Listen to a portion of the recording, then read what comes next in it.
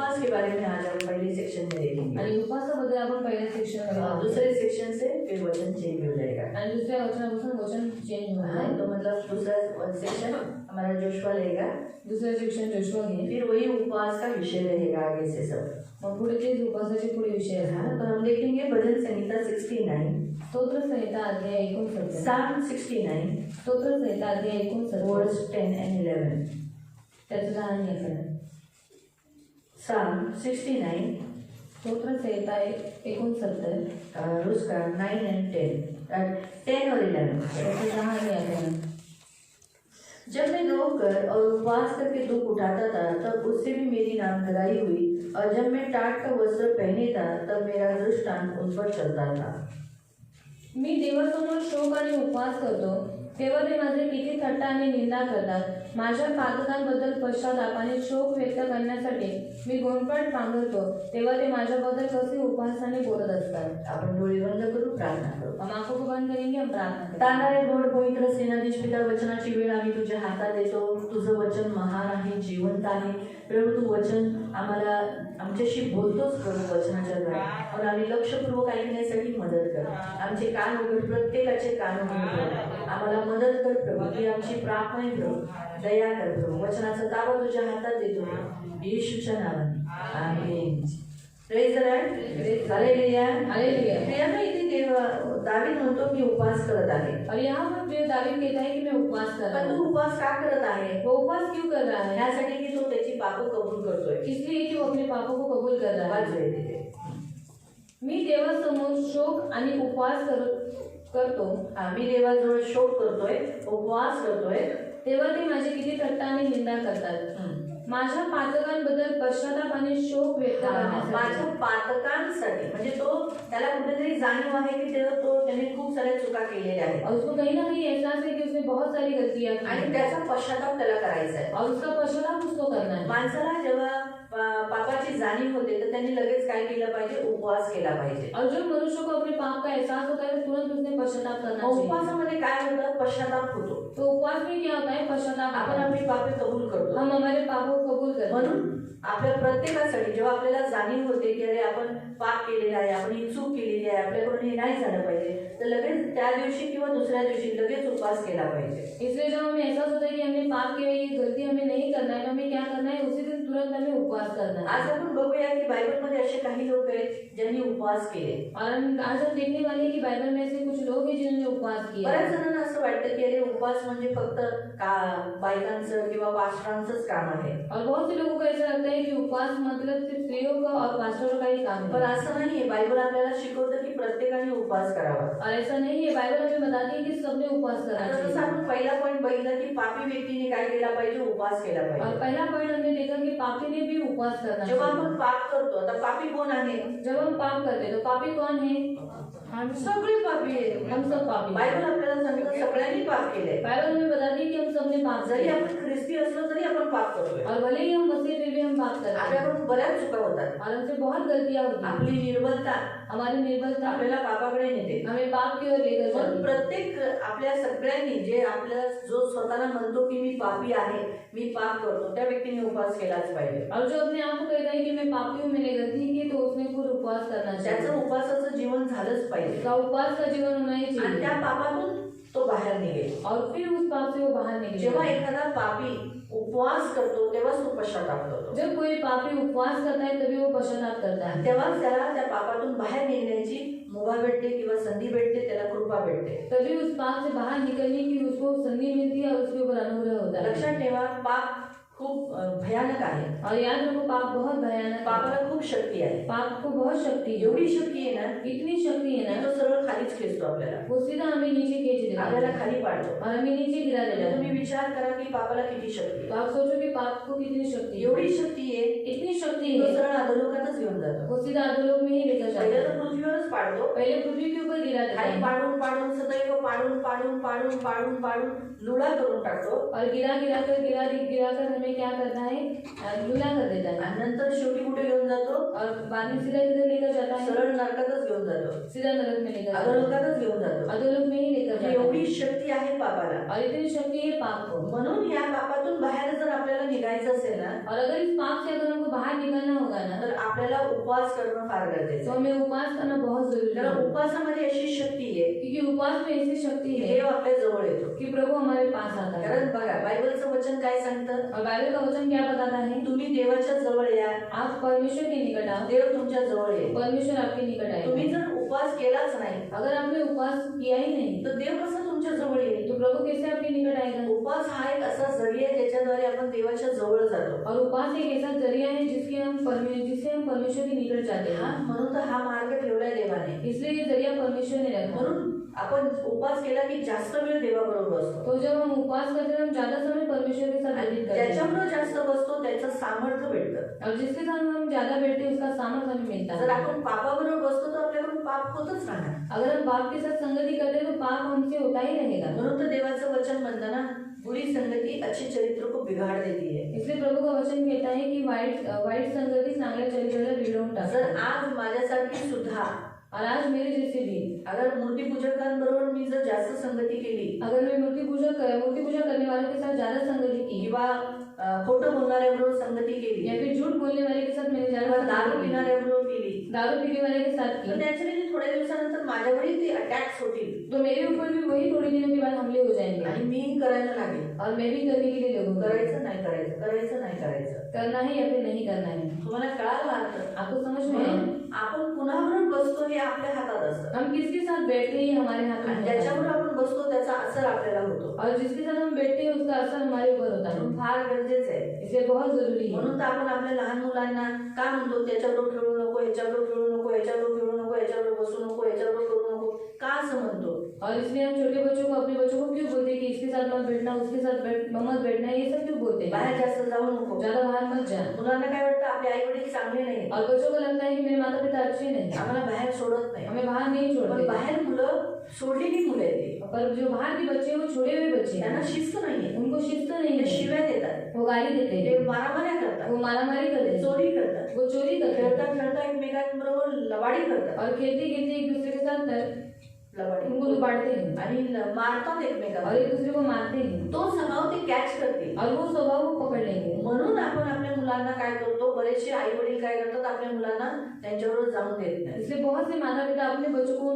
दूसरे बच्चों के साथ जाने नहीं देते. बाई ही निर्बल आहे. और स्त्री निर्बल है. परखण्याचं दान बायांना एवढं नाहीये. और परखने का दान इतना स्त्रियों के पास नहीं पण है. पुरुष विचारशील आहे. और पुरुष विचारशील है. म्हणून ते काय करतात, ते आपल्या बायकांना सांगतात, इसलिए वो अपने पत्नी को बताते हैं, तेव्हा ह्या बाईबरोबर जाऊ नको. देख ज्यादा ही स्त्री के साथ मत तुला जा. बाजारात जायचंय, तुझे बाजार में जाना है, एकटी जा. अकेली पण जा. त्या बाईबरोबर जाऊ नको. और उस स्त्री के साथ मत जा. हिच्याबरोबर हिच्या घरी जास्त जाऊ नको. और इसके घर पे ज्यादा तू मत जा. हिच्याबरोबर बसू नको. इसके साथ ज्यादा मत बैठ. बाईला काय दृष्ट सांगतो, और दुष्ट स्त्री को क्या बोलता है? माझा नवरा माझ्यावर जळतो, और मेरा पति मेरे ऊपर जलता है, म्हणून मला म्हणतो की हिच्याबरोबर जाऊ नको, हिच्याबरोबर जाऊ नको. इसलिए मुझे बोलता है इसके साथ मत जाओ, माझी उसके साथ मत मैत्रीण आहे जाओ. ना ती, मेरी फ्रेंड है ना वो, मग तिच्यावर मी नको बसायला का. तो उसके साथ मुझे नहीं बैठना चाहिए क्या? माझ्या नवऱ्याला आवडतच नाही. और मेरे पति को तो अच्छा ही नहीं लगता. पण त्यांना पुरुषांना बऱ्याच माहित असतात, बाहेर पुरुषांमध्ये बसून असल्यामुळे त्यांना माहित असतं की ती बाईचं आचरण कसं आहे. और पुरुषों को ज्यादा मालूम है कि क्यों पुरुषों के साथ ज्यादा उठबैठ करते हैं, इसलिए उसको मालूम है कि उस स्त्री का आचरण कैसा है. म्हणून त्यांना भीती असते की कधी माझी बायको सुद्धा त्या प्रकरणात फसू नये, तिचा स्वभाव धारण करू नये. और उनको डर रहता है कि मेरी बीवी भी उस प्रकरण में नहीं फंसे और वो उसके जैसे नहीं हो. जर भांडखोराबरोबर राहिली अगर झगड़ा करने वाले के तर साथ माझी रही, बायको शांत आहे, ती भांडायला लागेल माझ्याशी पण. और वो मेरे साथ भी झगड़ा करने लगेगी. तर ह्या गोष्टींमुळे बरेचसे जे पती आहेत ते आपल्या बायकोला काय म्हणतात, तिथं जाऊ नको, त्याच्याबरोबर बसू नको, त्या घरात जास्त जाऊ नको, त्या बाईचं आचरण बरोबर नाही, ती बाई खट्याळ आहे, तिथं जाऊ नको. ते आपल्या चांगल्यासाठी करतात. और इन बातों के कारण वो अपनी पत्नी को बोलते हैं कि इसके साथ ज्यादा मत बैठ, उसके साथ ज्यादा बात मत कर. वो हमारे अच्छे के लिए बोलते हैं. तुम्हाला कळालं, कारण का ज्यांच्याबरोबर आपलं जास्त उठणं बसणं असतं त्यांचा असर आपल्यावर होतोच. क्यों? क्योंकि जिनके साथ हमारा उठना बैठना ज्यादा रहता है उनका असर हमारे ऊपर होता ही है. त्यांचं वागणूक आपल्यामध्ये थोडंसं तरी येणारच. और उनका बर्ताव हमारे अंदर थोड़ा बहुत तो आएगा ही. म्हणूनच देवाने एक साधन, एक मार्ग ख्रिस्ती लोकांसाठी आणि इस्रायली लोकांसाठी काढला, तो आहे उपवास. और इसलिए परमेश्वर ने मसीह लोगों के लिए और इस्राएली लोगों के लिए एक ऐसा जरिया निकाला है, वो है उपवास. देवाबरोबर बसला, प्रभु के साथ बैठोगे देवासारखे व्हाल. तो प्रभु के जैसे मी बनोगे. एक साक्ष ऐकली, इराकी बाईची आहे साक्ष. और मैंने एक गवाही सुनी इराक की स्त्री की. तिने साक्ष दिली, उसने गवाही दी. ती मुसलमानातून तिचा जन्म झाला. और मुसलमान से उसका जन्म ती हुआ। लहान असतानाच तिचे वडील वारले, जब वो बचपन में उसके पिताजी मर गए, युद्धामध्ये वारले. युद्ध में मर ती गए कडूपणाने भरली. और वो कड़वाहट से का भर गए। देवाने असं आमच्या जीवनात केलं? क्यों परमेश्वर ने हमारे जीवन में ऐसा किया? मोठी झाली, बड़ी हो गई, आता तिने खूप वेळा सुसाईड करायचा प्रयत्न केला. अभी उसने बहुत बार सुसाइड करने का प्रयत्न पहिला तर किया। स्वतःला जाळायचा प्रयत्न केला, पहले खुद को जलाने की कोशिश पण की, नंतर तिच्यात हिंमत नाही झाली, और उसमें हिम्मत नहीं हुई, म्हणून तिने गोळ्या खाल्ल्या. इसलिए उसने गोलियां जेवढ्या खाई। घरात गोळ्या होत्या त्या सगळ्या खाल्ल्या. और जितनी सारी गोलियां घर में थी वो सब खा ली। मेली तर नाही, मर तो नहीं पण गई, तिच्या किडनीला त्रास झाला और उसकी किडनी को तकलीफ आणि हुई, सतत तिला त्रास होत होता. और बारंबार उसको तकलीफ हो रही खूप थी। पोटात दुखायचं, बहुत पेट में दर्द खूप होता था, दुखायचं. बहुत दर्द होता था। अक्षरशः दवा नंतर त्याने जे काही तिला करता येत होतं ते सगळं तिने केलं. और उसको जो दवा जो कुछ करना चाहिए था उसने सब कुछ अपने लिए किया। तिच्या आईची एक मैत्रीण झालेली और उसकी माँ की एक फ्रेंड हो चुकी थी, आणि ती होती ख्रिश्चन. और वो थी मसीह। आणि तिने तिच्या आईला येशू बद्दल सांगितलं उसने उसकी माँ को यीशु के बारे में बताया आणि चर्च मध्ये घेऊन गेली. और चर्च में लेकर गई। बघा, तिच्या आईची संगती कुणाबरोबर झाली? उसकी माँ की संगति किसके साथ हुई? एका ख्रिस्ती बाईबरोबर. एक मसीह स्त्री के साथ। जोपर्यंत ती कामाला जात होती तिच्या मुसलमानांबरोबर ती राहत होती. और जब तक वो काम पर जाती थी तब तक वो अपने मुसलमानों के साथ पण रहती त्या थी। कामावर एक बाई आली जी ख्रिस्ती होती और उस काम के ऊपर एक स्त्री ऐसी आई जो मसीह थी। आणि तिच्या वागणुकीमुळे तिच्या आईला खूप फरक, म्हणजे तिला असं आवडली ती बाई. और उसके बर्ताव से उसको वो स्त्री बहुत अच्छी आणि लगी। नंतर काय झालं? ती चर्चला घेऊन गेली. और बाद में क्या वो उसे चर्च में तिच्या लेकर आईचा गई। विश्वास बसला उसकी माँ का विश्वास उसके ऊपर बढ़ आणि गया। आणि काय केलं तिने पण आपल्या मुलीला चर्चमध्ये घेऊन गेली. और वो भी अपनी बेटी को चर्च में लेकर गए। तिला आवडलं, तिने बघितलं की अरे चर्चची माणसं किती आनंदात आहेत, और उसको अच्छा लगा कि चर्च के लोग कितने आनंदित थे किती खुशी येते लोक. और कितने आनंद थे ये त्यांचा लोग। देव खरा नाहीये, और इनका परमेश्वर सच्चा नहीं है, आमचा अल्लाह खरा आहे. हमारा अल्लाह सच्चा है। आणि आम्ही दुखी आहे. हम दुखी हैं। आणि ख्रिश्चन लोक और ये क्रिश्चियन लोग किती हसतात, कितने हंस रहे किती हैं, प्रेमाने बोलतात, कितना प्यार से बात किती कर रहे हैं, शांती आहे. कितनी शांति है। आणि जशी स्तुती आराधना चालू झाली और जैसे स्तुति उपासना चालू तिला हुई स्पर्श झाला, उसको स्पर्श हो तिला त्या गया गाण्यांमध्ये शांती मिळाली. और उसको उस गाने में शांति ती मिली। म्हणाली अरे ख्रिस्ती गाण्यांमध्ये शांती, और मसीह गाने में शांति, याची मी शोध करत होती तो मला भेटलं नाही.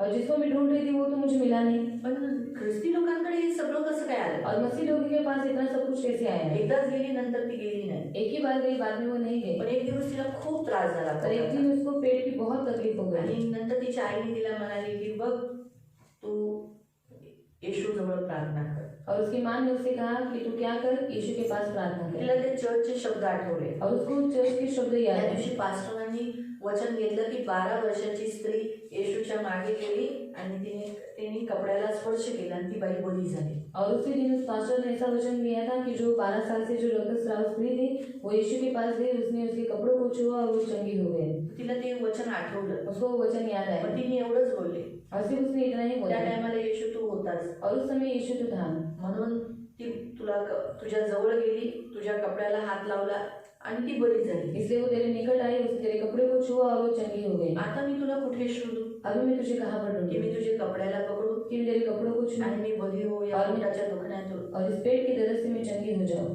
कसं होईल मला हे? कैसा मिलेगा ती मुझे? रडायला लागली. और वो रोने आणि लगी तिच्या रूम मध्ये खूप मोठा प्रकाश आला और उसके रूम में बहुत बड़ा प्रकाश आया आणि येशू त्या प्रकाशात होता. और यीशु उस प्रकाश में येशू था। तिच्या जवळ आला यीशु उसके पास आया आणि तिच्या जवळ खाटेवर बसला. और उसके पास उसके खाट के ऊपर बैठ गया। आणि काय झालं? और क्या येशू हुआ? म्हणाला जरी तू माझ्याजवळ येऊ शकत नाही पण मी तर तुझ्या जवळ येऊ शकतो. यीशु ने कहा तू मेरे पास नहीं आ सकती पर मैं तो तेरे पास आ सकता हूँ। आणि येशूने तिला पोटाला स्पर्श केला आणि तिला म्हणाला मी तुझ्या प्राणाला आणि तुझ्या आत्म्याला पहिलं बरं करतो. और यीशु ने उसके पेट को छुआ और उसको कहा कि मेरे प्राण को और तेरी आत्मा को पहले चंगाई देता, तर तुझ्या शरीरालाही बरं मिळेल. तो तेरी चंगाई को भी चंगाई मिलेगी। आत्म्याला आणि प्राणाला मी तुला बरं करतो आत्मा और प्राण को मैं चंगाई देता हूँ आणि तुझं शरीर पण बरं होईल. और फिर तेरा शरीर भी चंगा हो तुझं जाएगा। शरीर बरं झालं. और तेरा उसका शरीर चंगा हो तिला गया। आयुष्यात कधी शांती मिळाली नाही तशी शांती तिला मिळाली आणि ती एवढी गाढ झोपली. येशूने तिच्यावर चादर टाकली. और जिंदगी में उसको जो शांति नहीं मिली थी वो शांति उसको मिल गई और यीशु ने उसको बहुत अच्छे से नींद आई आणि चादर टाकली. और यीशु ने उसके ऊपर चादर डाली। हा. आणि सकाळी जेव्हा ती उठली तिच्या आईने विचारलं कशी आहे तब्येत? और सुबह जब वो उठी उसकी माँ ने पूछा तेरी तबीयत कैसी ती है? बोलली मी बरी आहे, उसने कहा मैं ठीक मी हूँ बरी झाली. और मैं चंगी हो ती गई। म्हणाली तुझा चेहरा का चमकतोय? और उसने पूछा कि तेरे चेहरे के ऊपर चमक क्यों है? तू खूप सुंदर दिसतेस, और तू बहुत सुंदर दिख रही है वेगळंच तुझ्या चेहऱ्यावर दिसतंय. और अलग ही कुछ तेरे चेहरे के ऊपर दिखाई दे ती रहा है। म्हणाली उसने कहा ख्रिस्त माझ्याकडे आला, और मसीह मेरे पास मला आया बरं केलं त्याने. और उसने मुझे चंगाई म्हणजे दी. सांगायचा उद्देश काय माहितीये, और बताने का उद्देश्य क्या है मालूम? ख्रिस्ताबरोबर थोड्या वेळाची सहभागिता. और मसीह के साथ थोड़े समय की संगति. काय झालं, क्या हो गया? तिचं रूपही चेंज केलं, उसका रूप भी बदल गया, आरोग्य पण मिळालं उसको चंगाई भी मिली आणि ती सुंदर दिसू लागली. और वो सुंदर भी दिखने लगी. त्याच्यानंतर ती म्हणते माझ्यातला जळण्याचा स्वभाव, और बाद में वो कहते कि मेरे अंदर का जलन रागाचा स्वभाव, गुस्से का स्वभाव, भांडणाचा स्वभाव, झगड़े का हे स्वभाव, सर्व देवाने काढून टाकलं. सब कुछ परमेश्वर ने निकाल दिया. कडूपणा निघून गेला. कड़वाहट निकल गई. देवाबरोबर सहभागिता ठेवल्याने, संगती केल्याने तिचा कडूपणा, राग, रुसवा, जळणपणा निघून गेला. और परमेश्वर के साथ संगति करने के बाद उसका जलन करने वाला स्वभाव, झगड़ा करने वाला स्वभाव, कड़वाहट सब निकल गए, बदलणारच.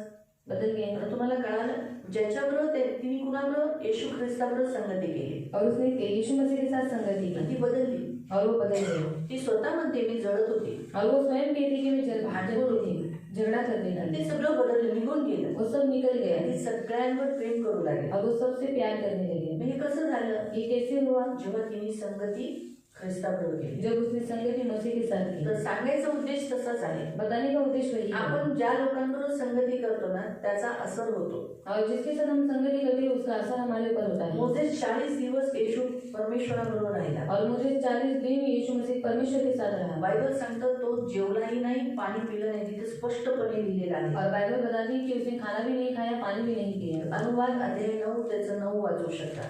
व्यवस्था विवरण अध्याय 9 उसका 9 में आप पढ़ सकते हैं. डिटरनॉमी चॅप्टर 9 वर्स 9. व्यवस्था विवरण अध्याय 9 उसका 9. डिटरनॉमी चॅप्टर 9 वर्स 9. व्यवस्था विवरण अध्याय 9 उसका 9. अनुवाद अध्याय 9 त्याचं 9. व्यवस्था विवरण अध्याय 9 उसका 9. यहोवाने तुमच्याशी केलेल्या कराराच्या दगडी पाट्या स्वीकारण्यासाठी मी त्या पर्वतावर चढून गेलो होतो. तेथे मी 40 दिवस व 40 रात्री होतो आणि त्या संपूर्ण काळात मी काहीही खाल्ले नाही, पाणी सुद्धा प्यालो नाही. त्याने उपवास केला. त्यात काय फरक झाला, और उसने उपवास किया, उसका क्या फर्क हुआ? त्याच्या चेहऱ्यातून तेज निघत होतं. उसके चेहरे से तेज निकल रहा त्याचा था. स्वभाव बदलला. उसका स्वभाव बदल गया. तो लोकांवर कनवाळू झाला. और वो लोगों के ऊपर उसको दया है. मध्यस्थी करणारा झाला. मध्यस्थी करने वाला वो बना. लोकांसाठी हात उचलून मध्यस्थी करणारा, गिळगिळून लोकांसाठी प्रार्थना करणारा झाला. और लोगों के लिए मध्यस्थी करने वाला, परमेश्वर के पास उनके लिए विनती करने वाला वो त्याची बना. संगती मग देवाबरोबर जास्त झाली. उसकी संगति ज्यादा परमेश्वर तो के साथ जास्त हुई. देवाबरोबर तंबूमध्ये, देवाच्या तंबूमध्ये जाऊ लागला. वो ज्यादा परमेश्वर के तंबू में जाने त्याला लगा. जास्त ओढ देवाची झाली. उसको ज्यादा चाहत परमेश्वर की हो म्हणून गई. प्रियानो, ज्याच्याबरोबर तुम्ही बसता त्याचे गुण येतात. इसलिए जिसके साथ आप ज्यादा रहते हो उसके गुण आपके अंदर आते म्हणून हैं. फार गरजेचं आहे. म्हणून सांगायचा उद्देश काय आहे, आपण पापी आहोत. या जगात सगळे पापी आहे. और हम पापी, इस संसार में सब लोग पापी हैं. पण म्हणून पापी आहे म्हणून त्याच्यातच काढायचं नाही आपल्याला. और पापी है बोलकर उसी में ही हमें नहीं रहना है. परंतु आपल्याला उपवास करून पवित्र देवाच्या सानिध्यात येऊन पवित्र व्हायचंय. पर हमें उपवास कर पवित्र परमेश्वर के सानिध्य में आकर हमें पवित्र होना है. पवित्र होऊन आपल्याला काय करायचंय, ख्रिस्तासाठी आणि ख्रिस्ताच्या लोकांसाठी जगायचंय. और पवित्र होकर परमेश्वर के लिए और परमेश्वर के लोगों के लिए हमें जीना है. म्हणून उपवास करायचा. इसलिए उपवास करना म्हणून है. हर पापी उपवास केला पाहिजे. इसलिए हर पापी ने उपवास करना चाहिए. जर तो म्हणतो की मी पापी आहे, अगर वो कहता है कि मैं पापी तर हूँ, त्याचा उपवास झालाच तो पाहिजे. उसका उपवास होना ही आणि ज्या चाहिए. वेळेला त्याला कळतंय की अरे हा मी पापी आहे, मी अजून हे पाप करतो, तर त्याचा उपवास झालाच पाहिजे. त्या विषयासाठी तरी ऍटलीस्ट समजा जसं आपण खोटं बोलतो, तर खोट्यासाठी, मी खोट्यातून बाहेर निघावं म्हणून तरी आपण उपवास त्या दिवसासाठी, त्या विषयासाठी केलाच पाहिजे, स्वतःसाठी. और अगर हम बोलते हैं कि हम पापी हैं, अगर हम झूठ बोलते तो उस पाप से बाहर निकलने के लिए हमें उपवास करना ही चाहिए. दुसरं, रोगी लोकांनी उपवास केला पाहिजे. और दूसरा, रोगी लोगों ने उपवास जे करना आजारी चाहिए. आहेत जो बीमार हैं ते लोक उपवास करत नाही, वो उपवास नहीं करते कारण जमत नाही. क्योंकि उनसे होता नहीं. परंतु देवाचं वचन म्हणतं, परमेश्वर का वचन कहता जर है तुम्हाला आजारातून बरे व्हायचंय अगर तुझे बीमारी से चंगा होना है तर तुम्हाला उपवास केलाच पाहिजे. तो तुझे उपवास करना ही चाहिए. वाचूया. स्तोत्र संहिता 35, Psalm 35, Psalm 35 स्तोत्र संहिता 35 वर्स 13. त्याचं 13. Psalm 35 स्तोत्र संहिता 35 वर्स 13. त्याचं 13. ते आजारी असताना मी गोंडपाट नेसून देवापुढे शोक केला आणि देवाने त्यांना बरे करावे म्हणून त्याची करुणा भागली. त्यांच्यासाठी मी उपवास केला, अत्यंत कळकळीने प्रार्थना केल्या, परंतु देवाने माझ्या प्रार्थना ऐकल्या नाही. कारण ते माणसं बरोबर नव्हती ना, म्हणून तुम्हाला कळालं. कारण ते ते रोगी होते. कोण? शत्रू.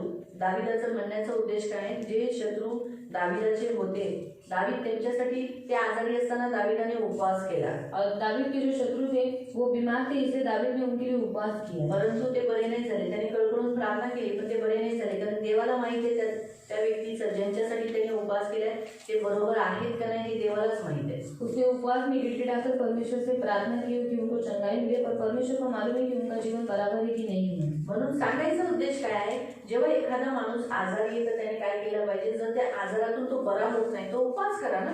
और अगर कोई मनुष्य बीमार है तो अगर वो बीमारी से उसको चंगाई नहीं मिलती तो उसने उपवास करना चाहिए. काही असे आजार असतात जे माणसाला सोडत नाही. और कुछ ऐसी बीमारी रहती है जो मनुष्य को छोड़ती नहीं. एका मागे एक दुसरे आजार लागतात, एक के पीछे एक बीमारी लगती तर है, त्यासाठी उपवास करा तो उसके लिए उपवास की करनी. प्रभू मला मदत कर, या आजारातून मला मुक्त व्हायचे, और प्रभु मुझे मदद कर, मुझे इस बीमारी से छूटना है, मला नाही हा आजार पाहिजे. और मुझे ये बीमारी नहीं मी चाहिए. आज जर गोळी खाल्ली तर मला आयुष्यभर ही गोळी खावी लागेल, अगर आज मैंने ये गोली खाई तो मुझे जिंदगी भर ये गोली खानी पड़ेगी, मला नाही खायची. और मुझे ये गोली नहीं मला खाना मदद है, कर. मुझे चंगाई तर दे. असं म्हणून उपवास करा. और इसे बोलकर आप उपवास करो. फार गरजेचे आहे प्रिय. बहुत जरूरी है. कारण जेव्हा एखादा रोगी आजारी व्यक्ती देवाजवळ उपवास करतो तेव्हा देव त्याच्या जवळ येऊन त्याला आरोग्य देतो, जब कोई बीमार व्यक्ति उपवास करता है तो परमेश्वर उसके स्वयं निकट आता है और उसको चंगाई देता है, त्याला बरं करतो. उसको चंगाई देता म्हणून है. आजारी व्यक्तींनी पण उपवास करा. इसलिए बीमार व्यक्ति भी उपवास करना आणि चाहिए. जर समजा तुमच्या घरातला खूपच जीवलग आहे आणि तुमची इच्छा नाही की तो मरावा, और समझो अगर आपका घर का कोई व्यक्ति जो आपको बहुत प्रिय है पर अगर आपकी इच्छा है कि वो नहीं मरे तुम्ही उपवास करा. तो आप उपवास करो. आता मरणारा माणूस तो मरायला टेकलाय, तो तर ऑलरेडी जेवतच नाही, त्याला त्रास होतोय, तर मग ऍटलीस्ट तुम्ही तरी उपवास करून वाचवा त्याला. और मरने वाला व्यक्ति पहले उसको खाना नहीं जा रहा है, मतलब वो उपवास नहीं, पर आप तो उसके लिए उपवास है, पर भी आप उसके लिए उपवास करो. हा, कारण जेव्हा माणूस खूपच बिछाना पकडलेला असतो, और जब मनुष्य बिछाने के ऊपर लेटा रहता त्याला है काही सुचत नाही कधी, तब उसको कुछ सूझता त्याला है. फक्त त्याचं दुखणंच दुखतंय, जात नाही जेवण, जात नाही. मग तुम्ही उपवास करा ना, तो आप उनके लिए उपवास करो, त्याच्या बरोबर बसा. उसके साथ बैठो. त्याला तर जेवण जात नाही म्हणजे तो त्याचा उपवासच आहे. उसको तो खाना जाता नहीं, मतलब उसका उपवास है. तुम्ही पण त्याच्याबरोबर उपवास करून त्याला बरे होण्यासाठी देवाकडे कळकळून विनवणी करा. और आप भी उपवास करके उसके लिए परमेश्वर से गिड़गिड़ाकर विनती करो कि उसको चंगाई मिले. देवाची इच्छा आहे की माणसाला जर आरोग्य पाहिजे आणि आपल्याला जर आपला माणूस पाहिजे तर आपण उपवास केला पाहिजे. और परमेश्वर की इच्छा है कि अगर मनुष्य को चंगाई चाहिए और हमारे लोगों को भी अगर आपको बचाना है तो आप उपवास करो. तिसरा, विधवांनी उपवास केला पाहिजे. और विधवाओं ने उपवास करना चाहिए. वाचूया लूक अध्याय 2. लूक अध्याय 2. लूक अध्याय 2 लूक अध्याय 2 त्याचं 37. उसका 37. लूक चॅप्टर 2 वर्स 37. लूक अध्याय 2 उसका 37.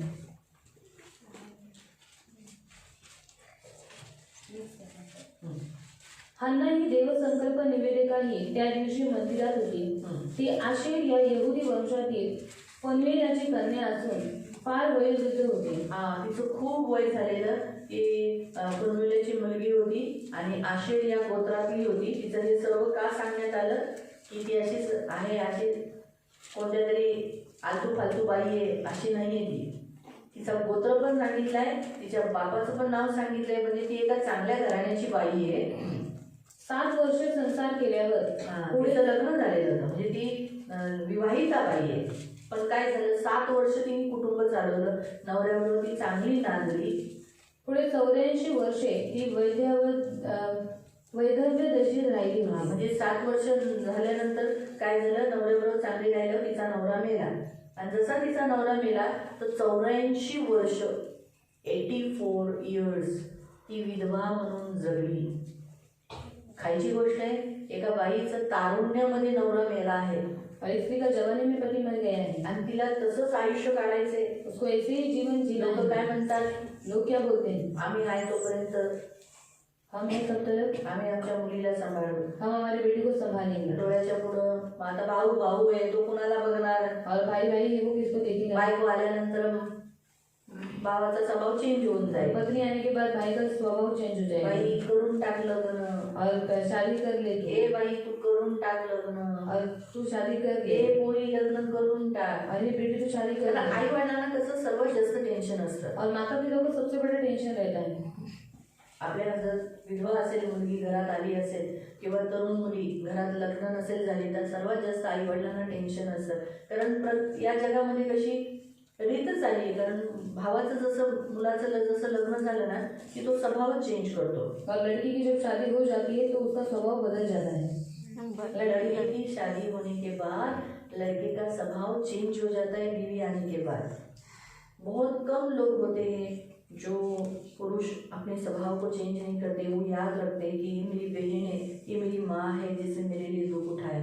बहुत कम लोग ये बातें स्मरण रखते हैं. आणि खूप कमी लोक हे आठवण येत होतं की माझी आई आहे, माझी बहीण आहे, हिने माझ्यासाठी खूप दुःख उचललंय. हाँ, वो बात है ना, सच पूछो बचपन से होते ना, बचपन से जिस लड़कों को डाला रहता है कि ये तेरे माँ है, ये तेरी बहन है, उनको एक तालीम दिया रहता है.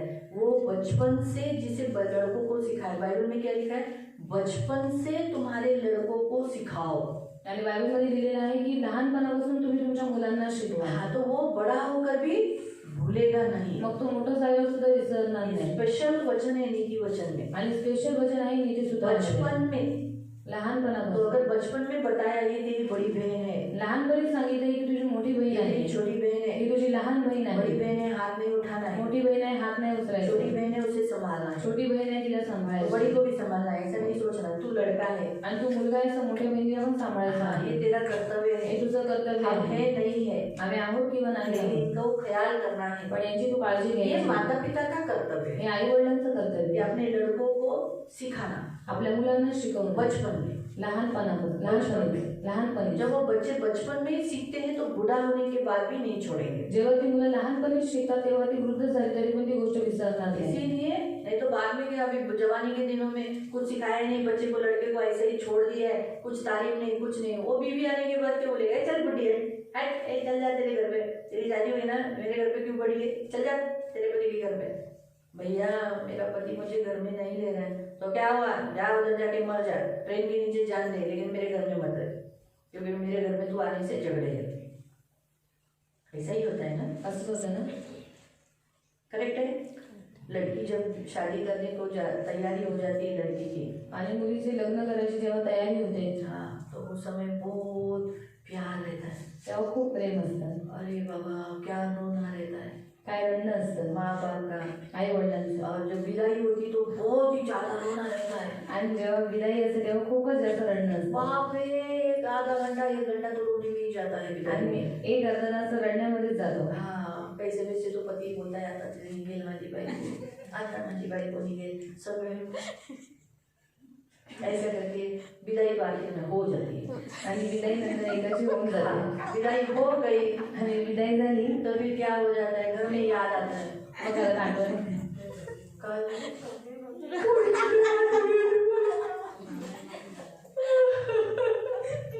ये भी हो गया. भाई लोग बोले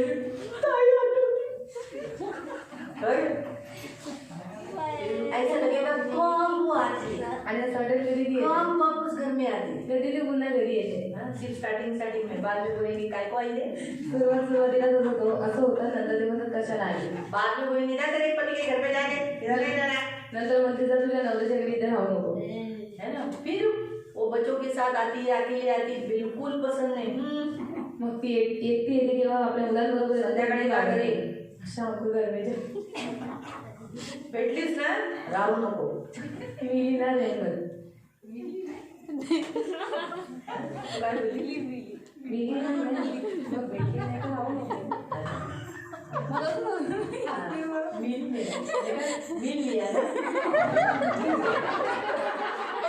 मिल लिया ना, अब जा.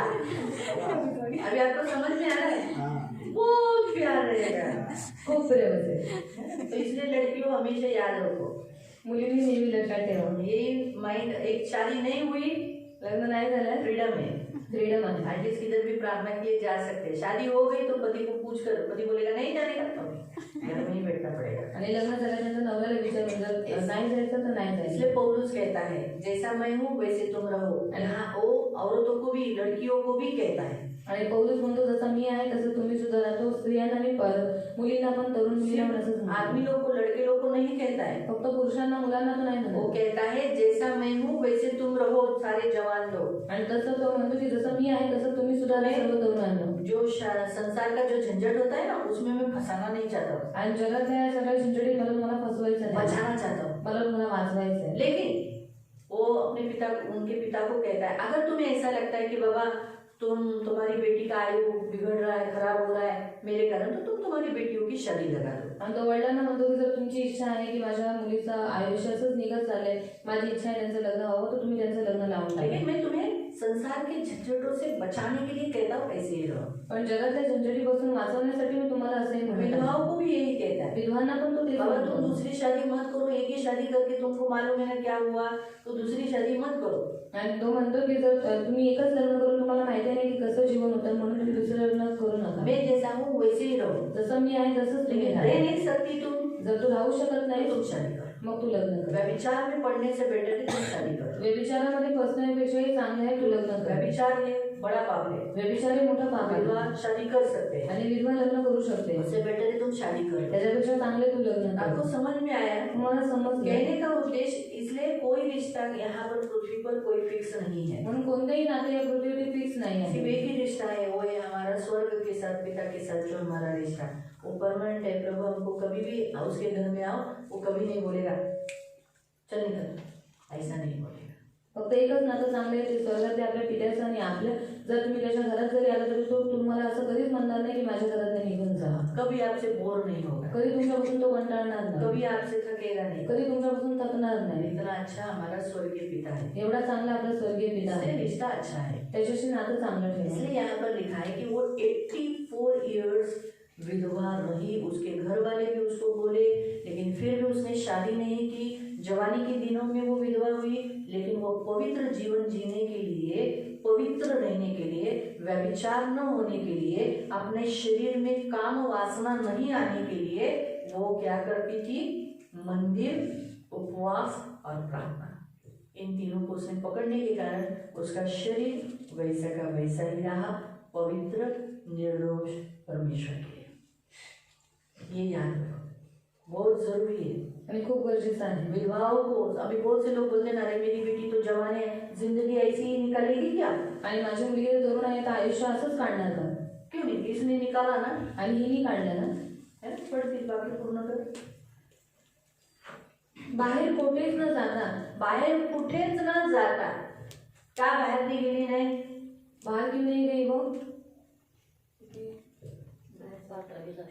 हाँ, पापात पडेल, मोहात पडेल, म्हणून ती जास्त बाहेर जात नव्हती. वो पाप में फंस जाएगी इसलिए वो ज्यादा बाहर नहीं जाते थे. रात्रंदिवस मंदिरातच राहून. हाँ, रातन दिन मंदिर में रहती थी, मंदिर की सेवा करती थी, मंदिर में रहती थी. मंदिर में झाड़ू मारना, आंगन साफ करना, जो जो याजक काम बोलेगा. हन्ना जाके ये कर देना, बहन हन्ना ऐसा करो, आज हन्ना तुम आज इधर प्रेयर के लिए बैठो, आज औरतें आ जाएगी चर्च में, तुम प्रेयर करो, आराधनालय में आएंगे. हन्ना तो वो लोग वो काम करती थी. आपको समझ में आया? मंदिर में सोती थी, इसका मतलब ऐसा नहीं हो मंदिर में भी भाग है रहने के लिए, याजकों के लिए, ऐसे उसमें भी कोई एक रूम दिया होगा उसको. आपको समझा? लेकिन उसने मंदिर नहीं छोड़ा. आणि तिने मंदिर सोडलं नाही. और फिर ती प्रार्थना व अनेकदा उपवास करून देवाची आराधना करीत असे. प्रार्थना और बहुत बार उपवास कर कर वो क्या करती थी? परमेश्वर की आराधना करती. तो उसने अपना मन परमेश्वर की ओर लगाने के कारण उसका शरीर हमेशा शांत है. आणि तिचं मन तिने देवाकडे लावल्यामुळे तिचं शरीर शांत होतं. पौलुस भी अपने जवानी के दिनों में औरतों के बीच में रहकर भी उसे पाप क्यों नहीं हुआ? आणि पौलुस सुद्धा त्याच्या काळामध्ये स्त्रियांबरोबर राहून, मुलींबरोबर त्यांच्यामध्ये राहून सुद्धा त्याच्याकडनं पाप करायचा नाही. क्योंकि वो उसका ध्यान कहाँ था? परमेश्वर के, यीशु मसीह की ओर. त्याचं लक्ष कुठे होतं? येशू ख्रिस्त. यीशु मसीह भी वेश्याओं के बीच में रहकर, उनके बाजू में बैठकर भी, आणि येशू ख्रिस्त वेश्यांबरोबर राहून त्यांच्या बाजूला बसून सुद्धा व्यभिचार यीशु से क्यों नहीं हुआ? आणि व्यभिचार येशूकडनं का नाही झाला? क्योंकि वो अपना ध्यान उसने पिता परमेश्वर की ओर लगाया था. वो अपना लक्ष्य भूला नहीं था कि मैं पिता की योजना पूरी करने आया, मैं इन्हें बचाने आया हूँ. लूटणे बलात्कार करणे नहीं आया. कारण त्याचं लक्ष फक्त देवपूजाकडे होतं आणि त्याला आठवणीत होतं की तो या लोकांना वाचवण्यासाठी आलेला आहे, त्यांना लुटण्यासाठी किंवा त्यांना खराब करण्यासाठी नाही. आपको समझ में आया? हे लक्षात ठेवणे. और ये हमेशा याद रखना. आपण जेव्हा विसरतो ना काही गोष्टी, जब हम कुछ बातें भूल जाते ते आपण हैं एक ख्रिस्ती आहोत, कि हम एक मसीही हैं, आपल्याकडून हे नाही झालं पाहिजे. हमसे ये नहीं होना चाहिए.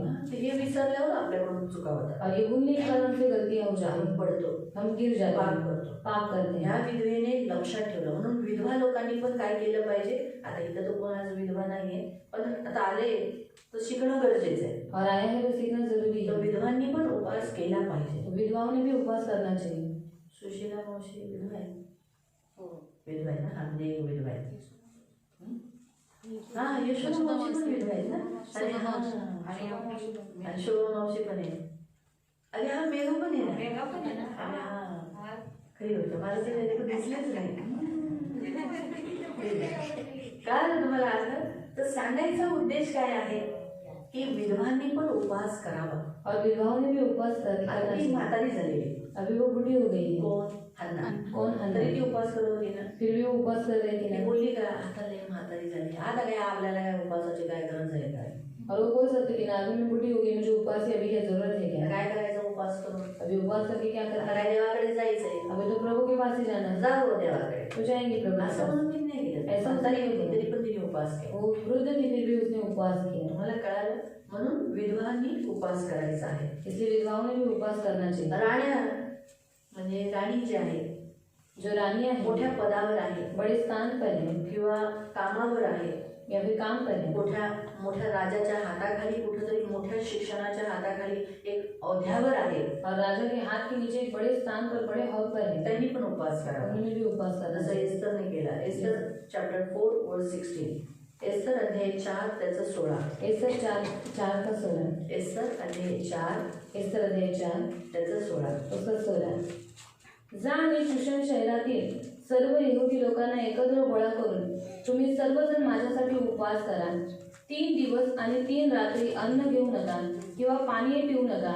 मी आणि माझ्या दासी देखील तसाच उपवास करू. हा काय लिहिलंय. मी आणि माझी दासी सुद्धा असाच उपवास करेल. ती काय अचानक तिच्यावर असं आलं का उपवासाचा वेळ. ती पहिले उपवास करत होती और वो पहले उपवास करती थी. आणि इथे बघतोय की ती राणीच्या पदावर आहे. और यहाँ पर हम देखते हैं कि वो रानी के स्थान पर आता है. राणीला काय कमी आहे का. अभी रानी को कुछ कम है क्या? चांगलं सुख भोगत होती ती. अच्छा सुख ले रही थी वो. काय कमी आहे तिला. और क्या कम है उसको? कामाला नोकर आहेत, बायका आहेत, नोकरी आहेत, और काम के लिए दास दासी नोकराणी है, आहे, नोकराणी आहेत. नौकरानी है ना. काय कमी आहे तिला. और क्या कम है उसको? खाणं पिणं सगळं रेलचेल आहे. और खाना पीना सब कुछ रेलचेल है. खायचं झोपायचं, खायचं झोपायचं, खायचं झोपायचं. खाना है सोना है, खाना है सोना काय है. काम आहे तिला.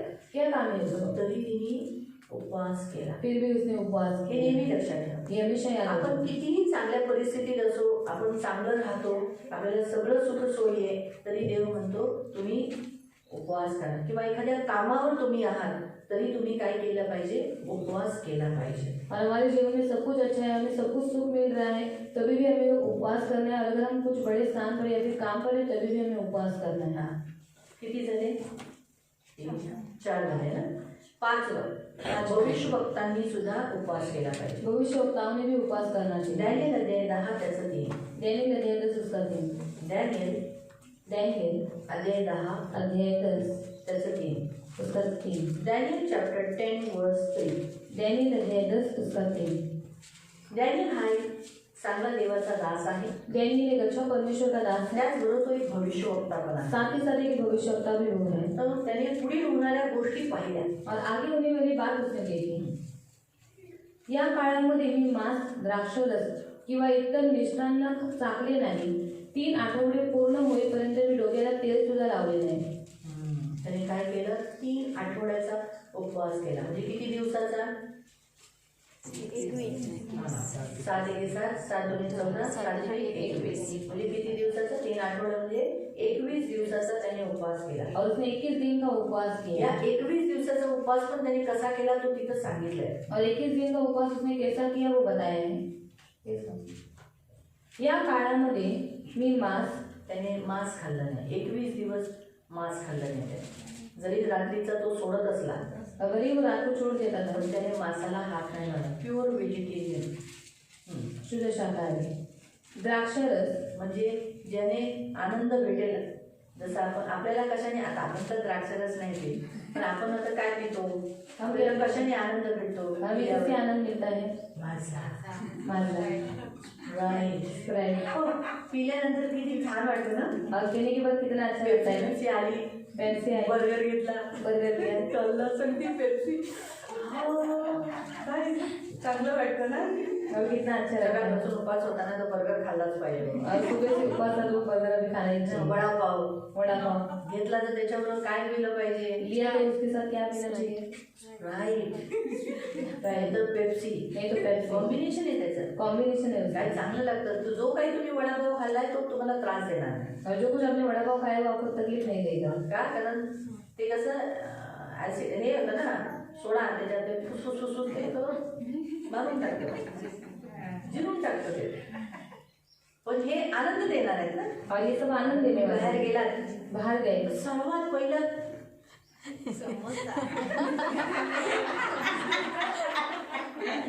भैया दो दे दो. लगेच करतात भैया दो दे दो. घरी जायची पण वाट बघत नाही. और घर जाने के लिए आने देते. दीदी बोलले दुपार सोडू शकतो. सोडू शकतो. विष्णू तुझं रक्त लावतो. और लोग जाने लोग लगा क्या भैया तेरा समोसा क्या टेस्टी आहे. समोसा किती टेस्टी आहे. म्हणजे आनंद देणाऱ्या त्या गोष्टी त्याने वर्ज केल्या. और आनंद देने वाली बातों को उसने छोड़ दिया. किंवा इतर मिष्टान्न चाखले नाही. मिष्टान्न म्हणजे चविष्ट चविष्ट भोजन, ज्याच्यात मी तुम्हाला सांगितलं बर्गर, फिंगर चिप्स, त्याला बटाटे तळलेले, ते पेस्ट्री, कांदा भजी, मला खूप आवडतं कांदा भजी. बटाट्याची भजी, पिझ्झा, नूडल्स, चायनीज, शोरमा, हे असे जे आहेत हे चविष्ट मिष्टान्न.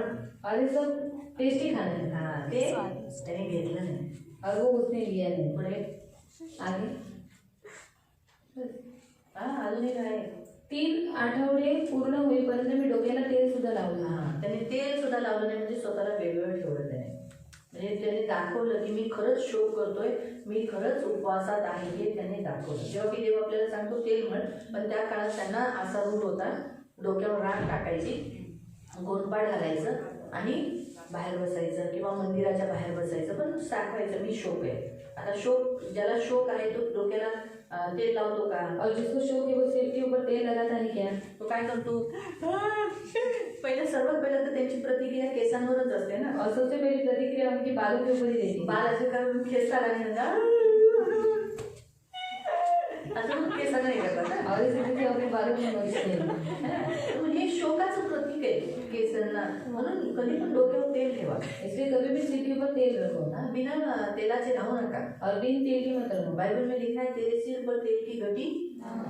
बाइबल हमारे सिर पर हमेशा थोड़ा थोड़ा तेल होना चाहिए. बायबल मध्ये लिहिलेलं आहे की तुझ्या डोक्यावरती कधी तेलाची उघडी वस्तू देऊ नको, म्हणून नेहमी आपल्या डोक्यावरती तेल असतं. आपल्या लहान मुलांना थोडंसं तेल लावून केस असं सेट करा. और बघा बिना तेलाची केसाची पोरं कशी दिसतात, घाण दिसतात ना. और बिन तेल के बच्चे अच्छे नहीं दिखते. त्यांना आपण म्हणतो अरे किती घाण दिसतो, स्वच्छ का नाही ठेवलं. और कितना गंदा दिख रहा है, इसको स्वच्छ क्यों नहीं रखा. म्हणून काय करायचं, त्यांना थोडंसं तेल लावून केस विचरून आणायचं, तर मग मुलं चांगली दिसतात. इसे थोड़ा सा तेल लगाकर इनको बाल बनाकर फिर उनको अच्छे से लेकर. चप्पू करायला मी नाही सांगत, और चप्पू करने के लिए नहीं बोलते. पण थोडंसं तेलाने केस कशी बसतात और थोडे चांगले दिसतात. थोड़े से तेल से बाल बैठ जाते हैं और अच्छे दिखते हैं. आणि मग मुलं कशी सभ्यतेची चांगली दिसतात, म्हणजे चांगला अरे बाबा हा त्यांचा ड्रेस बी सगळं दिसत. आता केस कसं विखरलेली असतात, तेल नसल्यामुळे केस अशी उभी राहतात किंवा अशी असतात, म्हणजे कसं तरी दिसतं ना. और तेल नहीं लगाने के बाद बाल से बिखरे हुए अच्छे नहीं दिखते. म्हणून केसांना थोडंसं तेल लावून मुलांना ठेवा. और बालों को तेल लगाकर अपने बच्चों को रखना. आम्ही दोन्ही मुलांना तेल लावूनच ठेवायचो. और हम दोनों बच्चों को तेल लगाकर ही रखते हैं. का, क्यों, कारण केस बसून राहावे और बाल से बैठे रहे. पण थोड्या वेळाने पुन्हा आमच्या जोशवाची केस वाकडी व्हायची. और थोड़ी देर के बाद जोशों के बाल आणि त्याला सांगितलं जोशवाचे हात घुमाने का बार बार, त्याचे हात घुमाने का. तर काय होतं, केस हे माणसाच्या स्वरूपाला प्रकट करतं ना, और बाल ये मनुष्य के स्वरूप को दर्शन म्हणून प्रकट करता है, त्याने तेल नव्हतं लावलेलं. इसलिए उसे तेल नहीं लगाया तर था. प्रॉफिट लोकांनी पण, जे भविष्यवक्ता आहेत, जे देवाच्या सेवेला उभे आहेत, त्यांनी पण काय केलं पाहिजे, त्यांनी पण उपवास केले पाहिजे. और जो भविष्य वक्ता है उन्होंने भी क्या करना चाहिए, उपवास करना चाहिए. किती झाले, 5 झाले ना. 6 प्रेरितांनी उपवास केला पाहिजे. और छठवा प्रेरितों ने भी उपवास करना चाहिए. ऍक्ट ऑफ अपोस्टल, प्रेरितांचे कृत्य, अध्याय 14 त्याचं 23. प्रेरितों के काम अध्याय 14 उसका 23. प्रेरितों के काम अध्याय 14 उसका 23. प्रेरितों के काम अध्याय 14 उसका 23. Acts chapter 14 verse 23. पौलाने व बर्नबाने प्रत्येक मंडळीत वडीलही नेमले आणि उपवास व प्रार्थना करून ज्या प्रभूवर त्यांनी विश्वास ठेवला होता त्याच्या सेवेसाठी त्यांचे प्रभूला समर्पण केले. आपण इथे बघतो, पौल आणि बर्नबास यांना काय करण्यात आलंय, सेवेसाठी. बर्नबास या दोघांना सेवेसाठी वेगळं करण्यात आले, पण त्या दोघांनी काय केलेलं आहे, उपवास केलाय. वडील वर्गाने, वडील वर्ग म्हणजे कोण, त्याला प्रेषित म्हणतात, त्या लोकांनी काय केलंय, उपवास केलाय. और प्रेरित लोगों ने और पौल और बर्नबास ने भी क्या किया है, उपवास किया है. पौल पण प्रेरित आहे, पौलुस भी प्रेरित है, बर्नबास पण प्रेरित आहे. बर्नबास भी प्रेरित जे है. वडील वर्ग तिथे म्हणण्यात आलाय ते पण प्रेरित आहे. और जो वडील वर्ग, वडील वर्ग बोला गया है वो भी प्रेरित है. तुम्हाला कळाला अर्थ. सांगण्याचा उद्देश इथे स्पष्टपणे लिहिलेला आहे, जे मंडळी उभारतात, देव त्यांचा वापर करतो, त्या लोकांनी काय केलं पाहिजे, उपवास केला पाहिजे. और कलीसिया को खड़ा कर देने के लिए जिस व्यक्ति का इस्तेमाल किया जाता है उस व्यक्ति ने भी उपवास करना तर चाहिए. मंडळी त्यांची ती बरोबर कशी चालवायची, देव त्यांना मार्गदर्शन करतो, तब कलीसिया कैसे चलाना है तो परमेश्वर उनको ऐसा मार्गदर्शन त्यांना करना है, समजवतो, उनको समझाता त्यांना है, शिकवतो. उनको सिखाता असं है. त्यांच्यात आपण बघितलं की या दोघांना वेगळी दिली, कामगिरी दिली. हे कसं कळालं, जेव्हा त्यांनी उपवास केला ना. और यहाँ पर हम देखते हैं कि परमेश्वर ने उनको दोनों को अलग काम दिया. ये कैसे मालूम पड़ता है, उपवास उन्होंने किया, म्हणून उपवास केला पाहिजे. इसलिए उपवास करना चाहिए. प्रेषितांनी उपवास केला पाहिजे. और प्रेरितों ने उपवास करना चाहिए. चर्चने पण उपवास केला पाहिजे. चर्च ने भी उपवास करना चाहिए. चर्च म्हणजे आपण सगळेजण. चर्च मतलब हम सब जसं लोग. आज आपण उपवास करतोय, चर्च करतोय आज उपवास. जैसे आज हम उपवास कर रहे हैं, हम चर्च उपवास कर रहे हैं. प्रेषितांचं कृत्य अध्याय 13 त्याचं 2. प्रेरितों के काम अध्याय 13 उसका 2. Acts chapter 13 verse 2. प्रेरितों के काम अध्याय 13 उसका 2.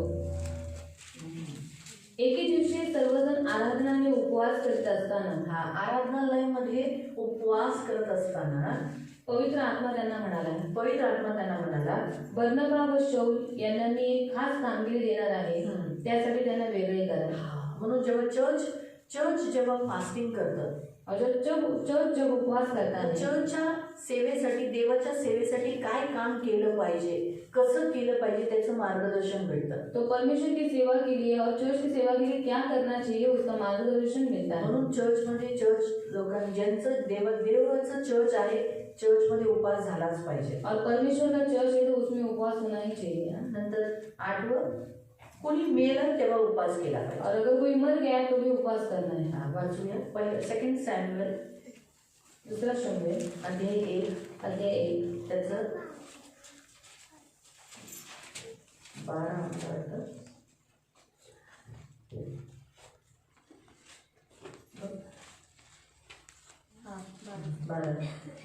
2 सॅम्युएल दूसरा शमूएल चॅप्टर 1 अध्याय 1 वर्स 12. उसका 12.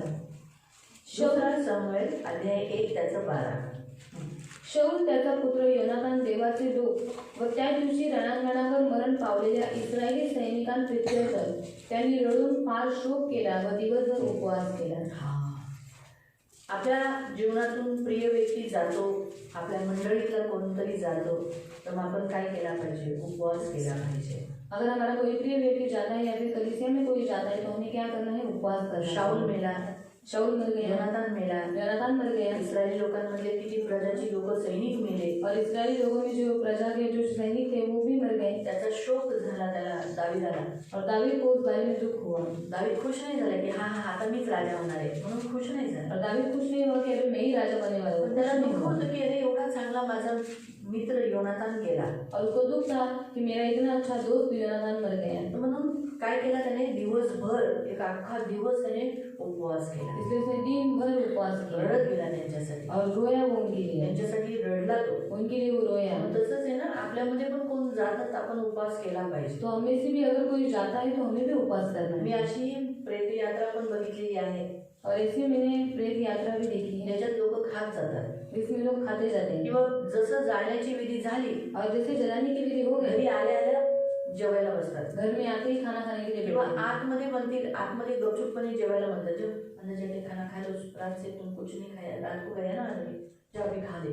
और तू रात्रीपासून काहीच नाही करे म्हणून तू काय कर, आतमध्ये जाणे खाऊन घे। हा, मी जेव्हा अशा एका घरात गेलेली जब मैं ऐसे घर में गई थी शो करण्यासाठी, शो करने के लिए, तर मी बघितलं आता नॅचरली माझी कशी जरा झाकाझाकीची सवय आहे ना, झाकून बघायची, ती प्रत्येकामध्ये असते. और हर एक में से आदत होती है कि सब लोग क्या करते हैं, झाकर देते हैं। हा, मग मी पण त्या घरात गेले, और मैं भी उस घर में गई बघितलं बेडरूम मध्ये जेवत होते. और बेडरूम में वो लोग खाना खा रहे थे, हा, तर मग मी शोकसाठी आली, और मैं शो के लिए आई। म्हणून जे जेवायला बसले नव्हते ते माझ्या बरोबर समोर बसले. जो खाना खाने के लिए बैठे नहीं थे वो मेरे सामने बैठे। मला म्हणजे बहुत ही दुःख आहे. अरे म्हटलं मला खूप दुःख आहे।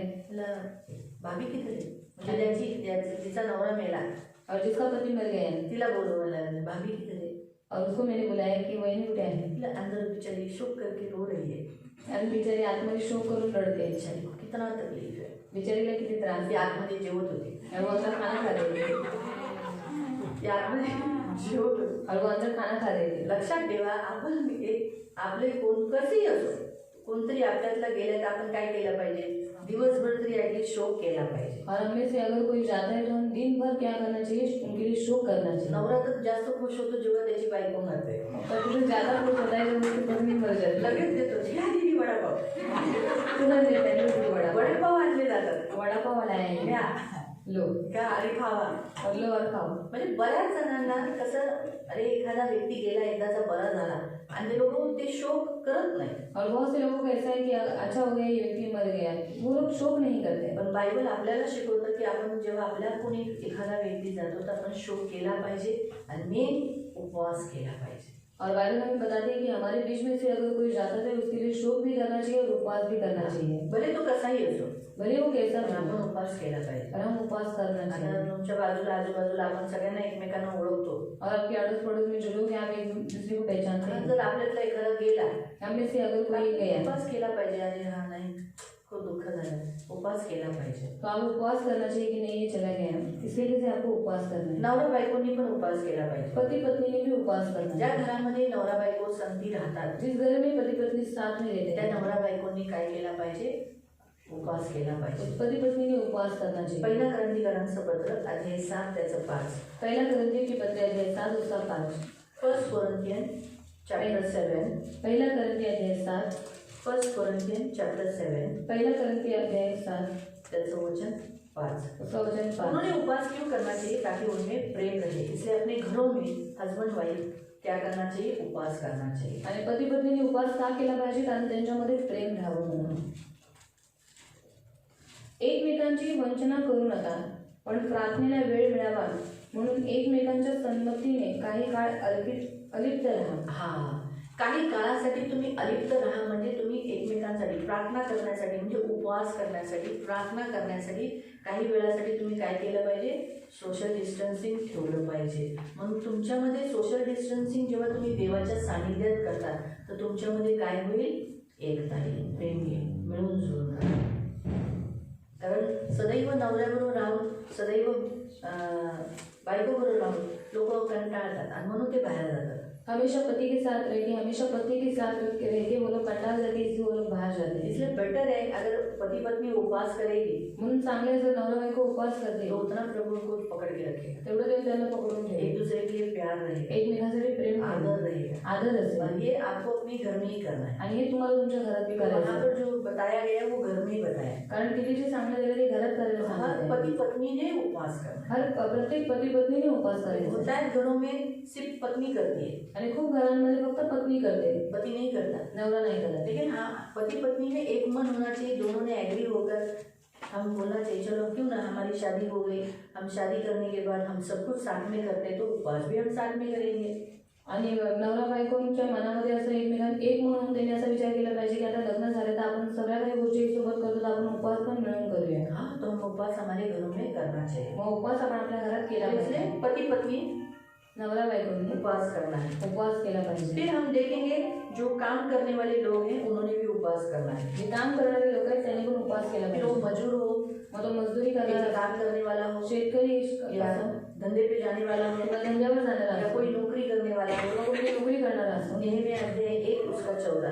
नेहमी अध्याय 1 त्याचं 14. नेहमिया चैप्टर 1 वर्स 40. नेहमी अध्याय 1 त्याचं 14. हाँ, तो वो तभी वो लोगों ने क्या करना है, उन मजदूरों ने, काम करने वाले लोगों ने उपवास करना ही है. आणि तेव्हा त्या लोकांनी काय केलं पाहिजे, काम करणाऱ्यांनी उपवास केला अभी पाहिजे. हम में से सभी लोग मोस्टली होता है कि लोग काम पे जाते हैं. आणि आपल्यामध्ये खूप लोक कामात तो जातात लोग क्या बोलते हैं, मैं काम पे जाता हूँ, मुझे जमता नहीं उपवास. आणि कामात जातो मला उपवास जमत नाही. लेकिन यहाँ बाइबल हमें बताता है काम पे जाने वाले लोगों ने भी कामकरी लोकांनी पण काय केला पाहिजे, उपवास केला पाहिजे. और काम पर जाने वाले लोगों ने भी उपवास करना चाहिए. नेहमिया 1:40 उसका 40. Nehemiah chapter 1:40.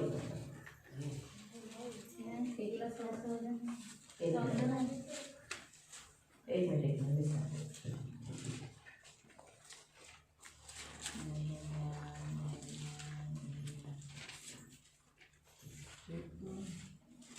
त्याच्यामध्ये आकडेच आहेत तो.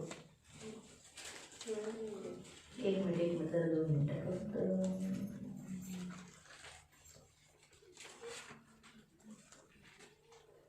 हां, 4थं वचन, सॉरी.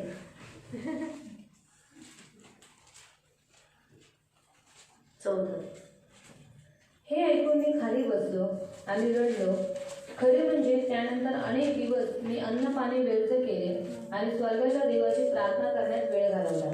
काय केलं, यहाँ हम देखते हैं नेहमिया एक राजा के महल में काम करने वाला आदमी था. आणि नेहमी एक राजाच्या महलामध्ये काम करणारा होता. और महल में काम करने के बावजूद भी आणि महलामध्ये काम करत असून सुद्धा उसने क्या किया है, उपवास किया है. त्यांनी काय केलेलं आहे, उपवास केला. उसने उपवास किया. त्यांनी उपवास केला. इसलिए प्रियो, जो भी काम पे जाते हैं, काम पे रहते हैं, वो लोग भी उपवास कर सकते हैं. म्हणून जे कामावरती जातात, काम करतात, त्यांनी उपवास करू शकतात. बहुत जरूरी है उपवास करना.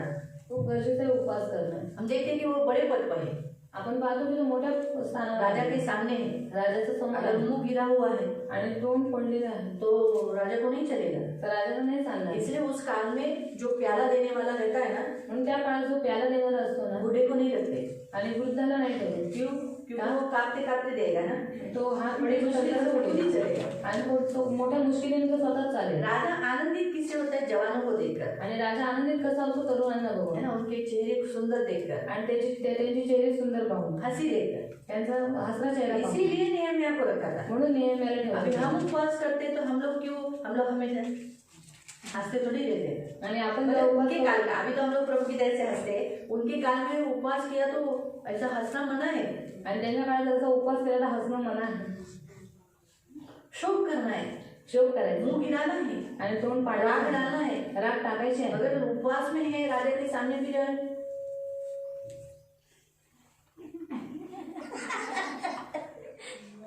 है तो, लेकिन फिर भी उसने उपवास किया है. तरी सुद्धा त्यांनी उपवास केला आहे. मालूम हुआ. तो जो काम पे जाते हैं उन्होंने भी उपवास करना जरूरी है. म्हणजे कामावर जातात त्यांनी पण उपवास करणं गरजेचं आहे. फिर याजक ने उपवास करना जरूरी है. मग याजकांनी उपवास करणं गरजेचं एजरा आहे. अध्याय 8. एजरा अध्याय 8. एजरा एजरा अध्याय 8. अध्याय 8.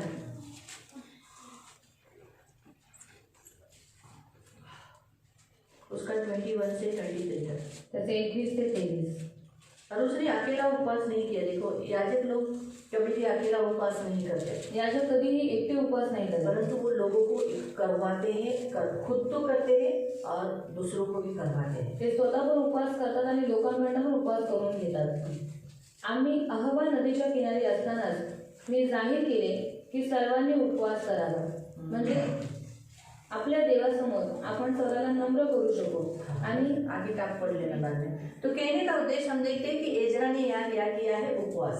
आणि ते आपण पाहतो की यजनाने उपवास ये केलेला आहे, अकेला नहीं किया, एकटा नाही केलाय, परंतु जितने सब उसके साथ थे जो यरूशलेम जा रहे थे उन सबसे उसने उपवास करवाया। पण जेवढे त्याच्याबरोबर होते, जेवढे यरूशलेमला जात होते, सगळ्यांकडनं उपवास करून हम भी घेतला. नए यरूशलेम में जाने वाले हैं, आपणही नवीन यरूशलेममध्ये जाणार इसलिए आहोत, मैं भी करती हूँ, आप लोगों को भी करवाती हूँ, म्हणून मी सुद्धा उपवास करते, तुमच्याकडनं पण करून है घेते. ना। जाहिर तो सबको किया जाता है, आणि जाहीर तर सगळ्यांना करण्यात येतात. संडे को बोला गया उपवास में आओ, अभी आप लोग ही आए, आणि रविवारी सांगण्यात आलं उपवासाला या, तर तुम्ही लोक चालत. है ना।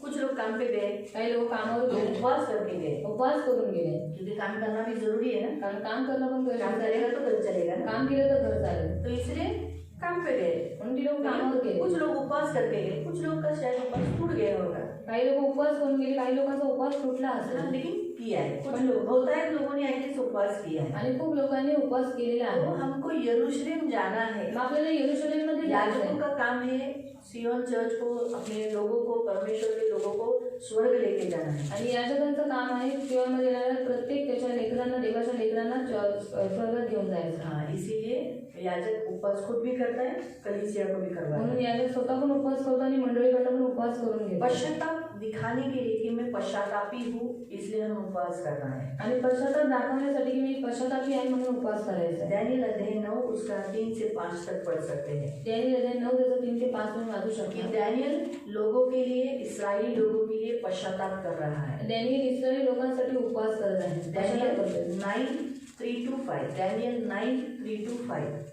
दानिएल 9 चं 3 ते 5. आमचा कैदेचा काळ संपावा आणि आम्हाला मायदेशी परत पाठवावे म्हणून मी प्रभू देवाची कळकळीने प्रार्थना केली.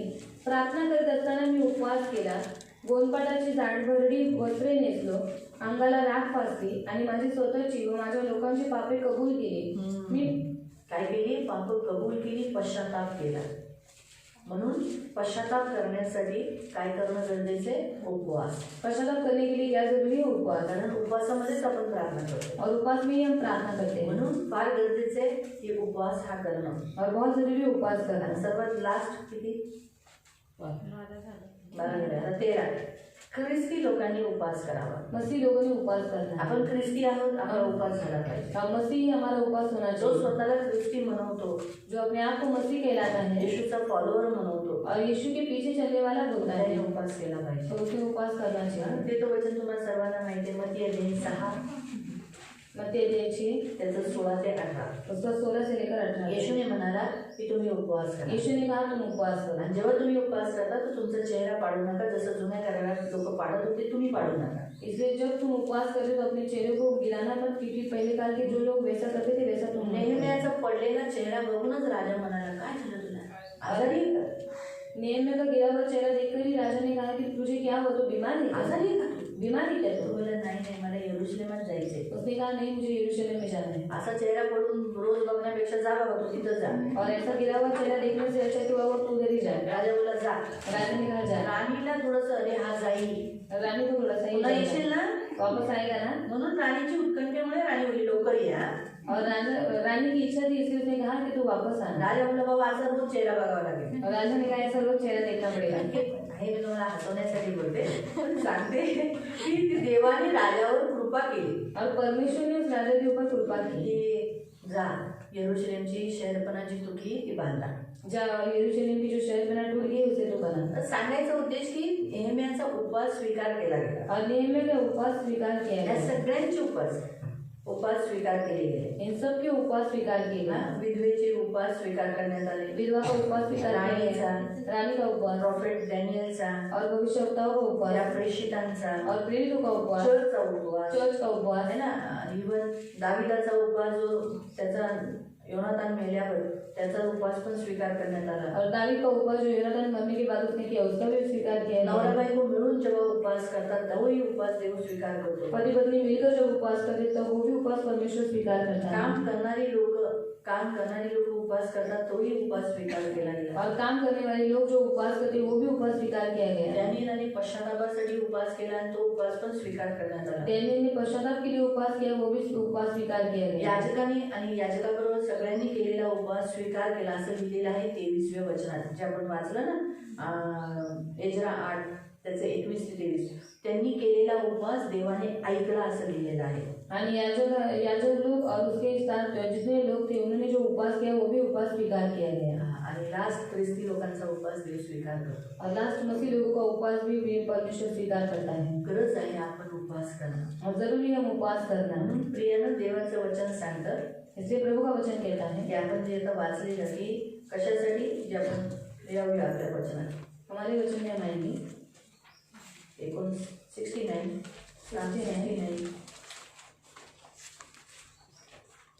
त्याच्यामध्ये 11वं वचनात जसं लिहिलंय की मी माझ्या पापांना कबूल करण्यासाठी मी काय केलं आहे, उपवास केला आहे. और मैं मेरे पापों को कबूल करने के लिए मैंने उपवास किया। प्रियानं आपण उपवास करणं फार कर्तव्य आहे. इसलिए प्रिय उपवास करना तो हमारा कर्तव्य है। आज आपण सगळ्यांनी उपवास केलाय. आज हम सबने उपवास किया है।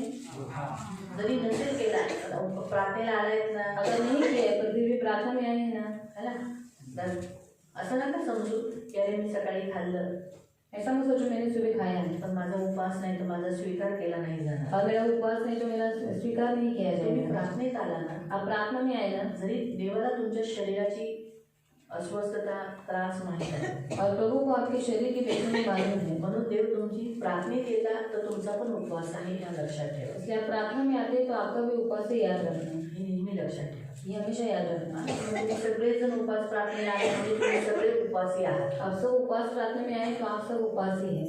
आहेत बरोबर.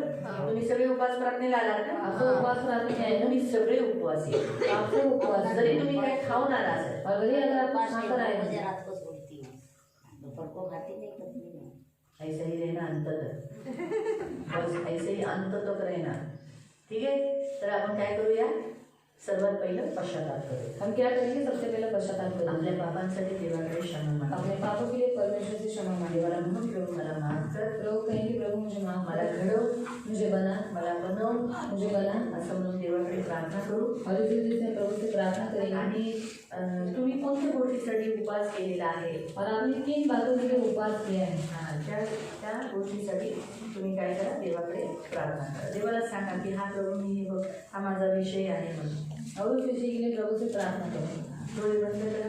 अपने आंखों को आणि बंद आपल्या करें एक पापांसाठी देवाकडे क्षमा मागा. और अपने एक पापों के लिए प्रभु से क्षमा मांगे। देवाला म्हणा प्रभू माझ्यातून हे सर्व वाईट विचार, वाईट गोष्टी काढून टाक. और प्रभु को प्रभु मेरे मन में जो बुरी बुरी विचार है वो सब तू निकाल दे। मी तुझ्या जवळ येतोय आज. मैं तेरे पास अभी आता या हूँ। उपवासाच्या जवळ द्वारे मी तुझ्या जवळ येतोय. इस उपवास के द्वारा मैं तेरे पास आता तू हूँ। पण माझ्या जवळ ये. तू भी मेरे निकट आ। माझ्यातले सगळे पाप दूर कर. और मेरे अंदर के सारे पाप दूर कर, दुर्बलता काढून टाक. सारी दुर्बलता सारी निकाल, निर्बलता काढून टाक. सारी दुर्बलता निकाल मी दे। एक पापांसाठी तुझ्याकडे क्षमा मागते. मैं अपने एक पापों के लिए तुझसे क्षमा हा मांगता हूँ। प्रभू मी खोटं बोलतो, आप प्रभु में झूठ बोलता निंदा है, करतो, निंदा करता हूँ, चुगल्या लावतो, मैं चुगली की लगाता भांडण हूँ, करतो, मैं झगड़ा करता मी हूँ, जळतो, मैं जलता हूँ, मी वाईट बोलतो, मैं बुरा बुरा बोलता हूँ, पाठीमागे बोलतो, पीठ पीछे बोलता हूँ, प्रभू मी मूर्ती पूजा करतो, प्रभु में मूर्ति पूजा करता जादू हूँ, टोना केला, जादू टोना किया, भक्तांकडे मी भक्तों के पास में मी गया, व्यभिचारामध्ये फसले, मेरे विचार में फंसा हुआ मला है, क्षमा कर, मुझे क्षमा मला कर, माफ कर. मुझे माफ कर। मी रंगीलपणा किंवा व्यसनामध्ये मी गुलाम झालेलो आहे. और मैं रंगीलबाजी में और व्यसन में मैं जकड़ा हुआ मला हूँ, क्षमा कर, मुझे क्षमा मला कर, याच्यातून सोडव. मुझे इसमें से छुड़ा, मी हे पाप करतो, मला माफ कर. और मैं ये बात करता हूँ मुझे माफ मला कर, बल दे, और मुझे बल मला दे, सामर्थ्य दे. मुझे सामर्थ्य दे, प्रभू मला ताकद दे. प्रभु मुझे ताकत दे, कारण उपवासामुळे वाईट इच्छा नष्ट होतात, क्योंकि उपवास में बुरी इच्छाएं नष्ट हो जाती हैं, शरीराची कामं नाश होतात शरीर के काम नष्ट हो जाते आणि हैं, पवित्र आत्म्याचं सामर्थ्य मिळतं. और पवित्र आत्मा की सामर्थ्य मिलती है। आज उपवासामुळे माझ्यातल्या सगळ्या वाईट इच्छा नष्ट हो. तो आज उपवास में मेरी सारी बुरी इच्छाएं नष्ट हो जाएं। आज उपवासामध्ये माझ्या सर्व वाईट इच्छा नष्ट हो. और आज मेरे उपवास, इस उपवास में मेरी सारी बुरी इच्छाएं नष्ट हो, येशूच्या नावामध्ये, यीशु के नाम से, येशूच्या नावामध्ये. यीशु के नाम से। आज मला उपवासामुळे आध्यात्मिक स्पष्टता किंवा सामर्थ्य घेऊन दे. और उपवास में मुझे आत्मिक स्पष्टता और सामर्थ्य आने दे। या क्षणाला अभी आजच्या या उपवासामध्ये, आज के इस या उपवास 7 दिवसात इस 7 दिन में माझी आत्मिक वाढ करू. मेरी आत्मिक बढ़ोतरी कर, माझ्या सगळ्या वाईट इच्छा नष्ट हो मेरे अंदर की सारी बुरी इच्छाएं नष्ट हो, आणि मी आत्म्यात बलवान हो. और मैं आत्मा में बलवान माझा हूँ, आत्मा स्ट्रॉंग हो, मेरा आत्मा बलवान मी हो, मजबूत हो और मैं मजबूत हो जाऊँ, आणि आध्यात्मिक शक्ती आणि सामर्थ्य पवित्र आत्म्याचं ते माझ्यात येऊ. और आत्मिक शक्ति और आत्मिक सामर्थ पवित्र आत्मा का मेरे अंदर आना. हा आत्म्याचं सामर्थ्य येऊ. आत्मा का सामर्थ आना. आत्म्याचं सामर्थ्य येऊ. आत्मा का सामर्थ माझ्यामध्ये आना. आता या क्षणात. मेरे अंदर अभी इसी समय. हा म्हणजे मी उपवास संपल्यानंतर मतलब मैं उपवास खत्म होने के बाद मी पुन्हा जगामध्ये पडणार नाही. मैं वापस संसार में नहीं गिरूंगा. पवित्र आत्म्याच्या सामर्थ्याने पवित्र आत्मा के सामर्थ देवाची सेवा करेल. परमेश्वर की सेवा पवित्र राहील. पवित्र शुद्ध राहील. शुद्ध रहूंगा चांगल्या गोष्टी और करेल. अच्छी बातें करूंगा. उपवासात प्रभू माझं शरीर मला कंट्रोल करून दे. उपवास में प्रभु मेरा शरीर मुझे नियंत्रण में माझं रखे. शरीर माझ्या वशमध्ये असो. मेरा शरीर मेरे नियंत्रण आज में माझं रखे. शरीर माझ्या नियंत्रणात कर. आज मेरा शरीर मेरे नियंत्रण में माझा रखे. राग माझं जे काही शरीरातून निघतं ते सर्व नियंत्रणात ठेव. माझं मन माझ्या कंट्रोलमध्ये वशमध्ये ठेव. और मेरा गुस्सा और जो कुछ बातें मेरे अंदर से निकलती वो सब मेरे नियंत्रण में रख दो. आणि माझं मन पण नियंत्रणात. और मेरा मन भी मेरे माझ्या नियंत्रण में स्वतःच्या वशमध्ये असो. मेरे खुद के वश में हो. माझं मन माझ्या नियंत्रणात मेरा असो. मन मेरे नियंत्रण में हो. प्रभू या उपवासात मला प्रकटीकरण कर. प्रभु इस उपवास में मुझे प्रकट मला कर. दिसून दे. मुझे दिखने मला दे. पुढील गोष्टी दिसून दे. मुझे आगे होने मला वाली दिखने पुढील दे. गोष्टी जाणून दे. मुझे आगे होने वाली बातें प्रकट जानने कर दे. या उपवासात. प्रकट कर इस मला उपवास में. सुटके और मुझे छुटकारे के लिए मला लेकर आता जाओ. या क्षणाला ज्या गोष्टीत मी बंदी आहे. और मुझे अभी इसी समय जिस बंधनों में जकड़ा मी हुआ माझ्या पायांमध्ये जे जकडलेलो आहे ती बंधनं तुटून दे. और मेरे पैर में जो बंधन है वो ये टूट नहीं पाए. माझ्या मनाला जी बंधन आहे ती मनाची बंधनं तुटून दे. और मेरे मन में जो बंधन है वो मन के बंधन टूट नहीं माझ्या पाए. हाताला जी बंधन आहे ती सगळी बंधनं तुटून दे. और मेरे हाथ में जो बंधन है वो हाथ के बंधन टूट नहीं पाए. माझ्या डोळ्याला जी बंधन आहे ती सगळी बंधनं येशूच्या नावात तुटून दे. और मेरी आंखों में जो बंधन है वो आंखों के बंधन टूट नहीं पाए. माझ्या कानाला जी बंधन आहे ती येशूच्या नावात तुटून दे. और मेरे कान में जो बंधन है वो यीशु के नाम से टूट नहीं माझ्या पाए. पोटाला माझ्या शब्दांना जी बंधन आहे ती सगळी तुटून दे. और मेरे शब्दों में मेरे होठों में जो बंधन है वो यीशु के नाम से टूट नहीं माझ्या पाए. हृदयाला जी बंधन आहे ती सगळी बंधनं येशूच्या नावात तुटून दे. और मेरे दिल में जो बंधन है वो यीशु के नाम से टूट नहीं पाए. आजाराची सगळी बंधनं तुटून दे. बीमारी के सारे बंधन टूट नहीं पाए. निर्बंधीची सगळी बंधनं तुटून दे. दुर्बलता के सारे बंधन टूट गए. गरिबीची सगळी बंधनं तुटून दे. गरीबी के सारे बंधन टूट नहीं पाए. मूर्तिपूजाची सगळी बंधनं तुटून मूर्ति दे. पूजा के सारे बंधन टूट नहीं पाए. जागरणाची सगळी बंधनं तुटून दे. जागरण के सारे बंधन टूट नहीं पाए. व्यभिचाराची सगळी बंधनं तुटून दे. व्यभिचार के सारे बंधन टूट नहीं पाए. मृत्यूची सगळी बंधनं तुटून दे. मृत्यु के सारे बंधन टूट नहीं पाए. नरकाची सगळी बंधनं तुटून दे. नरक के सारे बंधन टूट नहीं दंडाची पाए. सगळी बंधनं तुटून दे. और सारे बंधन टूट दंडाची दंड के सारे बंधन टूट नहीं येशूच्या पाए. नावात यीशु के नाम मला सुटकारा दे. मुझे छुटकारा आता दे. या या उपवासामध्ये उपवास में मला बनव. मुझे बना. मला उचल. मुझे उठा. मला शुद्ध कर. मुझे शुद्ध मला कर. पवित्र कर. मुझे पवित्र कर. मला घडव. मुझे घडव. मला आकार दे. मुझे आकार दे. ख्रिस्तासारखं बनव. मसीह के जैसा बनव. शुद्ध कर. शुद्ध कर. निरोगी कर. निरोगी कर. पवित्र आत्म्याच्या सामर्थ्याने चालव. पवित्र आत्मा के सामर्थ्य बलवान कर. बलवान कर. प्रभु में मला बलवान कर. मुझे बलवान कर. प्रभूमध्ये प्रभू में मला बलवान कर. मुझे बलवान कर. प्रभूमध्ये प्रभू में मला बलवान कर. मुझे बलवान कर. प्रभूच्या शक्तीमध्ये प्रभू की शक्ति में मला बलवान कर. मुझे बलवान कर. प्रभूच्या शक्तीमध्ये प्रभु की शक्ति में मला बलवान कर. मुझे बलवान कर. बलवान कर. मुझे बलवान कर. बलवान मला कर. ताकद दे तुझी. और मुझे ताकत दे. प्रभू मला तुला आनंदित करू. और प्रभु मुझे आनंद मला दे. तुझ्याकडून सदैव बसू. मुझे तेरे साथ हमेशा बैठना है. संगती करू. तेरे साथ संगति करने. माझ्या चेहऱ्यावर तुझी रोशनी येऊ और दे. मेरे चेहरे पर तेरी रोशनी नजर तुझा आए. तुझा प्रकाश माझ्या चेहऱ्यातून माझ्या देहातून माझ्या एक एक अवयवातून निघून दे. और तेरा तेरा प्रकाश मेरे चेहरे से मेरे शरीर के हर एक अवयव से निकल रहे. माझं शरीर सुंदर कर.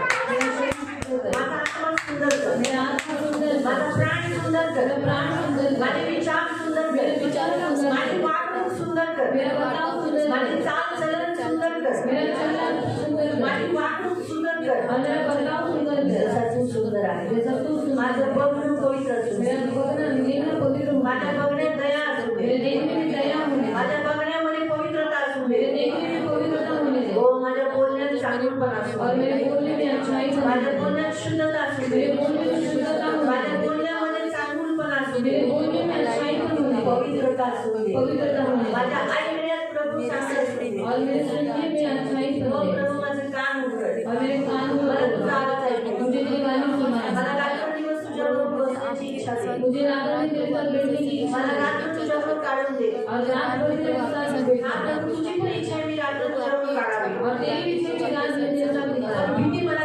बसून देत पर नाही. डर मुझे बैठने नहीं हो देती. मला बसून देत नाही. मी तुझे बैठने नहीं हो देती. मला तुझ्याबरोबर बसून दे. प्रभु मुझे तेरे साथ प्रभू बैठने मला मुक्त कर. प्रभु मुझे मुक्त कर. मला तुझ्याबरोबर रात्रभर जागून दे. मुझे तेरे साथ रात भर जागून मी दे. तुझी तू माझा आहे. और मैं तेरी तू मेरा मला है. बनव. मुझे बना. मला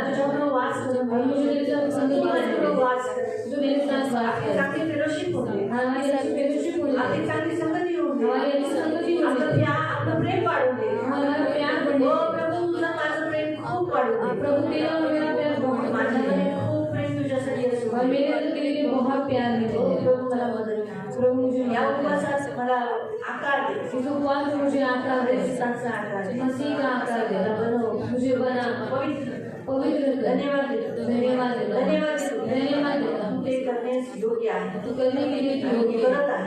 और तू कर रहा करत है. आहे. तू करत आहे. 7 दिवसात तू करशील. 7 दिन मुझे बनाए येशू 40 दिवस उपवास केला. 40 दिन उपवास किया. येशूने 40 दिवस उपवास केला. येशूने 40 दिन उपवास किया. त्याची सेवा प्रभावशाली आहे. उसकी सेवा प्रभावशाली मी होती. पण या 7 दिवसाच्या उपवासात मी भी 7 दिन के उपवास पुढील में सर्व आयुष्य माझं चांगलं आणि तुझ्या सेवेत. और आगे मेरा पूरा जीवन अच्छा और तेरी सेवा में. प्रभू धन्यवाद प्रभू. धन्यवाद प्रभू. धन्यवाद प्रभु. धन्यवाद येशू. धन्यवाद येशू. धन्यवाद प्रभू. धन्यवाद प्रभु. धन्यवाद प्रभू. धन्यवाद प्रभु. देवाला धन्यवाद द्या.